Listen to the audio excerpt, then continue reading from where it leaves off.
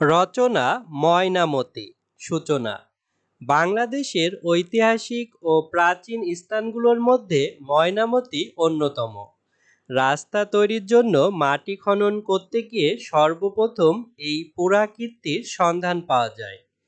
ময়নামতির অবস্থান। ময়নামতি বাংলাদেশের পূর্বাঞ্চলের কুমিল্লা জেলায় অবস্থিত।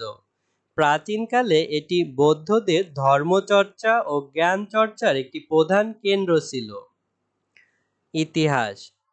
এই পুরনো সভ্যতার নিদর্শনটি দীর্ঘদিন মাটির নিচে চাপা পড়েছিল। পরবর্তীতে 1955 সালে খনন কাজের মাধ্যমে এখানে নিয়মতান্ত্রিকভাবে অনুসন্ধান কাজ শুরু হয়।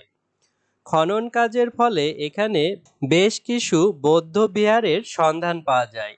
এই বিহারগুলো মূলত প্রাচীনকালে ধর্ম ও জ্ঞান চর্চার কেন্দ্র হিসেবে ব্যবহৃত হতো। এখানকার সবচেয়ে গুরুত্বপূর্ণ বিহারটির নাম হচ্ছে শালবন বিহার।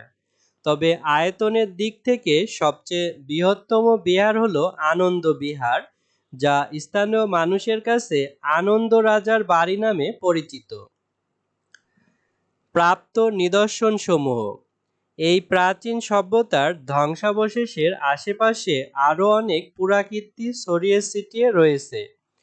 ময়নামতিতে খনন কাজের ফলে গৌতম বুদ্ধের মূর্তি, প্রাচীন আমলের মুদ্রা, অলঙ্কার ও সিলমোহর পাওয়া গেছে। এছাড়াও এখানে পাওয়া গেছে তামার পাতে লেখা রাজার প্রাচীন আদেশলিপি, প্রায় 5000 বছর পুরনো হাতিয়ার এবং প্রাচীন মানুষের দৈনন্দিন ব্যবহারের অনেক গৃহস্থালী জিনিসপত্র।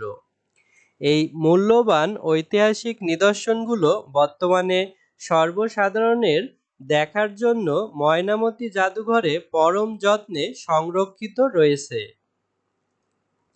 উপসংহার। ময়নামতি শুধু একটি সাধারণ প্রত্নতাত্ত্বিক বা ভ্রমণের স্থান নয়, এটি আমাদের দেশের বহু পুরনো ইতিহাস এবং ঐতিহ্যের এক জীবন্ত সাক্ষ্য বহন করে।